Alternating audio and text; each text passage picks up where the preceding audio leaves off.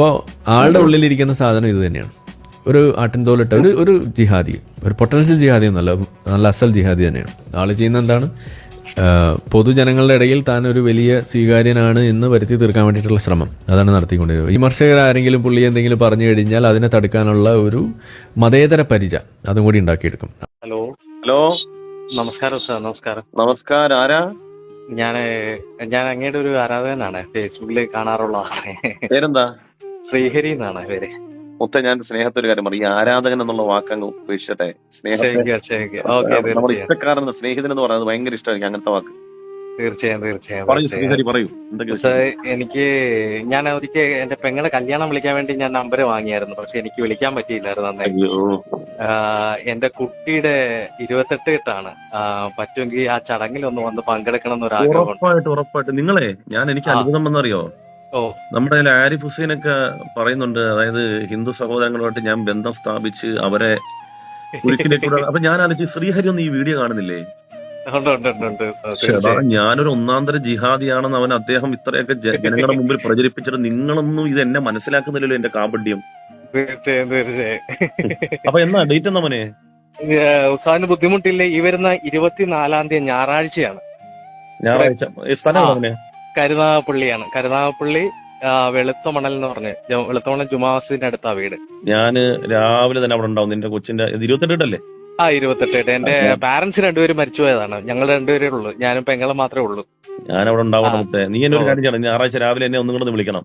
തീർച്ചയായും ഉത്സാഹ് വിളിക്കാം. ഞാൻ ഉത്സാഹ് ഈ പറഞ്ഞ കാര്യം പറഞ്ഞപ്പോ ഞാനിങ്ങനെ ആലോചിച്ച് വെച്ചാല്, എന്റെ പെങ്ങൾക്ക് ഇവിടെ പുല്ലുകുളങ്ങര ഏരിയയില് പെങ്ങൾക്ക് പുള്ളിക്കാരി ആയുർവേദ ഡോക്ടറാണ്. അപ്പം പുള്ളിക്കാരി ആദ്യമായിട്ട് ആയുർവേദ ഡോക്ടർ ആയപ്പോ ഞങ്ങൾ ഇവിടുത്തെ എത്തിങ്ങാനൊക്കെ ഒരു 75 കിലോ അരി എടുത്തു കൊടുത്താൽ ഞങ്ങൾ അതിനകത്ത് പങ്കെടുക്കുക ചെയ്തത്. ഞങ്ങൾക്ക് അങ്ങനൊന്നും ഇല്ല, ഉള്ളവരല്ല.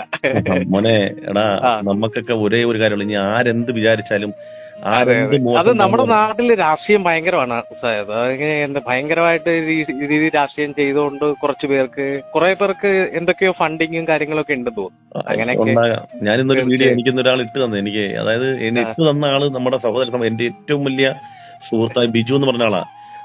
ആരിഫ് ഹുസൈൻ ഇങ്ങനെ പറയുന്നത് എന്താ, ഇവൻ ഈ ആളുകളെയൊക്കെ സഹായിച്ചിട്ടെ അത് ഒരു സ്വീകാര്യത ഉണ്ടാക്കി എടുക്കുക എന്നുള്ളതൊക്കെയാണെന്നൊക്കെ പറയുന്നത്. അപ്പൊ ഞാൻ കുറെയൊക്കെ ചിരിച്ചു. എന്തറിയോ, ഞാൻ ഏറ്റവും കൂടുതൽ ഒരു മാനസിക സംഘർഷം അനുഭവിക്കുന്ന ഒരു അവസ്ഥ എന്ന് പറഞ്ഞാല്, ഇപ്പൊ നമ്മുടെ മുമ്പിലേക്ക് ഏതൊരു മനുഷ്യൻ, ഇപ്പൊ എന്റെ തൊട്ട് മുമ്പ് ഒരു ഉമ്മ നമ്മുടെ മുമ്പിലേക്ക് വന്നിട്ട് പറഞ്ഞു, അതാ എന്റെ മുമ്പിലും കിടക്കുകയാണ്, ക്യാൻസർ രോഗിയാ. 50 വർഷമായി കല്യാണം കഴിച്ചിട്ട്. ഭർത്താവാണെങ്കിൽ തൂമ്പാപ്പണി, നമ്മുടെ ഈ അറിയാലോ തെങ്ങിന് തള കൊടുക്കുന്ന. അയാള് പിടിച്ചിട്ട് പോലും അവരങ്ങ് കിടന്നുപോയി. കാരണം ക്യാൻസർ രോഗം വന്നിട്ട് അതിന്റെ ലാസ്റ്റ് സ്റ്റേജ് ആണെന്ന് തോന്നുന്നു. കീമോ ഒക്കെ കഴിഞ്ഞ് കൈയൊക്കെ അവരാണെങ്കിൽ അങ്ങ് കിടന്നു പോയി. ഞാനിപ്പോ കാണുകയാണ്, അപ്പൊ മക്കളുമില്ല, ഒരു നേരത്തെ മരുന്ന് വാങ്ങിക്കൊണ്ട് കൊടുക്കാൻ ആരുണ്ട് ഇവർക്ക്? അപ്പൊ ഇങ്ങനെ ഒരു മനുഷ്യൻ നമ്മുടെ മുമ്പിലേക്ക് വരുമ്പോൾ നമ്മൾ അനുഭവിക്കുന്ന ഒരു മാനസിക സംഘർഷം ഉണ്ടല്ലോ. അതായത് നമ്മൾ ഇത് കാണുന്ന, ഇതിനെയൊക്കെ അഭിമുഖിക്കുന്ന നമ്മുടെ ഒരു മനസ്സിന്റെ ദണ്ണം ഉണ്ടല്ലോ. തീർച്ചയായും. അത് ഒരു സമൂഹത്തിന് മാത്രമല്ല, നമ്മുടെ മുമ്പിൽ വരുന്ന ഏതൊരു മതക്കാരനാകട്ടെ, ഇവര് നമുക്ക് പ്രശ്നം മനുഷ്യനാണ്, നമ്മൾ മനുഷ്യന്റെ പ്രശ്നങ്ങൾ നമുക്ക്. തീർച്ചയായും അതെ. ഞങ്ങള് ഞങ്ങളിപ്പോ അല്ലാതെ ഞാനിപ്പോ പെങ്ങളും ഇപ്പോ പാരന്റ്സിന്റെ മരണത്തോടു കൂടിയാണ് ഞങ്ങൾക്ക് കുറെ തിരിച്ചറിവുകൾ വന്നത്. അപ്പൊ അങ്ങനെ ഞങ്ങള് ഈ കുറച്ച് ചാരിറ്റിയൊക്കെ ഞങ്ങളെ ഉള്ളതുപോലെ ഞങ്ങളെ കൊണ്ട് കഴിയുന്ന രീതിയിൽ ഞങ്ങൾ ചെയ്തു പോകുന്നുണ്ട്. ഞങ്ങളെ കൊണ്ട് കഴിയുന്ന രീതിയിൽ ചില വീട്ടുകളിലൊക്കെ ഞങ്ങൾ കൊണ്ടുപോയി ഫുഡും വേണ്ട 1 മാസത്തേക്ക് 2 മാസത്തേക്കുള്ള എല്ലാം ചെയ്യാറുണ്ട്. അതെ. അല്ലെ പിന്നെ പ്രാർത്ഥിച്ചിട്ടൊക്കെ എന്താണ് കാര്യം എന്നൊരു, അല്ലെ ദൈവത്തോട് നമ്മളെ. അതെ. നമുക്ക് ഇത്രയും കാര്യങ്ങളെല്ലാം ശ്രീഹരി നമ്മൾ ചെയ്യാൻ, നമ്മുടെ ഈ ഭൂമിയിൽ ജീവിച്ചിരിക്കുമ്പോൾ ഏറ്റവും വലിയ പുണ്യപ്രവൃത്തി എന്നറിയോ? അതെ. ഇസ്ലാമിന്റെ കോൺസെപ്റ്റാ പറഞ്ഞ ഏറ്റവും വലിയ പുണ്യപ്രവൃത്തി എന്ന് വെച്ചാൽ മറ്റൊരാളുടെ മനസ്സിന് സന്തോഷം ഉണ്ടാക്കി കൊടുക്കുക എന്നുള്ളതാണ്. തീർച്ചയായും. ശ്രീഹരിക്ക് കടമുണ്ടെങ്കിൽ ആ കടമാണ് ശ്രീഹരിയുടെ പ്രശ്നം. തീർച്ചയായും പരിഹരിക്കാൻ വേണ്ടി ഒപ്പം നിന്നാൽ നിന്റെ മനസ്സിന് സന്തോഷം ഉണ്ടാവും. തീർച്ചയായും. ഈ ഭൂമിയിൽ നമുക്ക് ചെയ്യാൻ പറ്റുന്ന ഏറ്റവും വലിയ നന്മ. തീർച്ചയായും. എന്റെ ഒരു സുഹൃത്തുണ്ട്, എനിക്ക് ഒരു സുഹൃസ്ഥാനീയനാണ്. പുള്ളിയുടെ പേര് റഫീഖ് എന്നാണ്. പുള്ളി കരുനാഗപ്പള്ളിയാണ്. അപ്പോ പുള്ളിക്കാരൻ ഒരു വർക്ക്ഷോപ്പ് നടത്തുന്നതാണ്. അപ്പം ഞാൻ ഈ ഒരു 4 വർഷം മുമ്പ്, 5-6 വർഷം മുമ്പ് എന്റെ പാരന്റ്സ് രണ്ടുപേരും അത്യാവശ്യം നല്ല ക്യാഷ് ടീംസ് ആയിരുന്നു. അമ്മ ഹെൽത്ത് ഇൻസ്പെക്ടർ ആയിരുന്നു, അച്ഛൻ ടീച്ചറും ആയിരുന്നു. സ്കൂളിൽ മാലിക് ദിനാർ സ്കൂളിലാണ് അച്ഛൻ പഠിപ്പിക്കാൻ തുടങ്ങിയത് ഫസ്റ്റ്, കാസർഗോഡ്. അപ്പൊ ഈ അമ്മയ്ക്ക് സ്ട്രോക്ക് വന്നെങ്കിൽ ഞങ്ങൾ തിരിച്ചിങ്ങോട്ട് വരികയാണ് ചെയ്തത്. ഓ അങ്ങനെ വന്ന് അങ്ങനെ 7 വർഷം ഞാൻ ഈ റഫീഖിക്കയുടെ കുറച്ച് ഉപദേശങ്ങൾ കാരണമാണ് നമ്മള് അപ്പം ബന്ധുക്കാരെല്ലാം പറഞ്ഞ് നീ ആരെങ്കിലും ഒരു ഹോം നേഴ്സിനെ വെച്ചിട്ട് നീ ജോലിക്ക് പോകുമെന്നൊക്കെ പറഞ്ഞു. പക്ഷെ 7 വർഷവും നമ്മൾ ആ അമ്മയോട് ചെയ്യാനുള്ള കർത്തവ്യം ഉണ്ടല്ലോ ഇസ്ലാമിൽ പറയുന്നത്, ആ കാര്യം ഞാൻ അത് ചെയ്യുകയാണ് ചെയ്തത്.